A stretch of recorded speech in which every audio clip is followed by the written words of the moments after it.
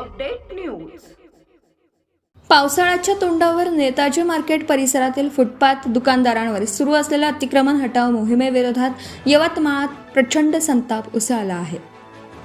विदर्भ अन्याय निवारण समितीचे अध्यक्ष सौ क्रांती सागर राऊत ढोटे यांच्या नेतृत्वाखाली व्यापाऱ्यांचा भव्य मोर्चा जिल्हाधिकारी कार्यालयावर धडकला। मुख्यमंत्र्यांच्या नावे जिल्हाधिकाऱ्यांना निवेदन देण्यात आलं। आधी पुनर्वसन मगच कारवाई। रखरखत्या उन्हात निघालेल्या या मोर्चात आधी पुनर्वसन करा मगच कारवाई करा अशी ठाम भूमिका व्यापाऱ्यांनी घेतली।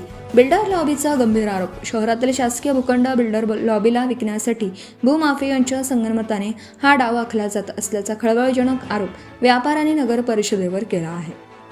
40 ते 50 वर्षांपासून व्यवसाय करणाऱ्या लघु दुकानदारांवर बुलडोझर चालवणे अमानवीय असून यामुळे सुमारे 200 कुटुंब आणि 300हून अधिक तरुण बेरोजगार होणार आहेत।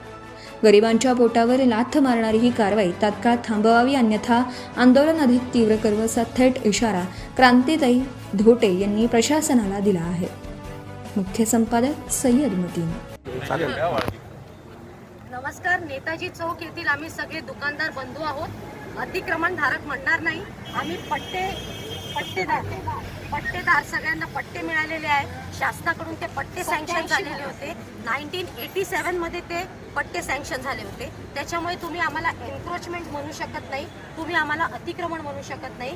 ही बाब मुख्यतः आम्ही सन्माननीय कलेक्टर साहेबांना समजवली। सेकंड याच्यामध्ये मुद्दा असा आहे की पुढे पावसाळा आहे। हातावर आणून पानावर खाणारी आमची सगळी दुकानदार मंडळी आहे, गरीब लोक आहे, छोटे छोटे दुकान आहे कपड्याचे चपलेचे, तर त्यांना आता पुढे पावसाळा आहे, त्यांना विस्थापित करू नका।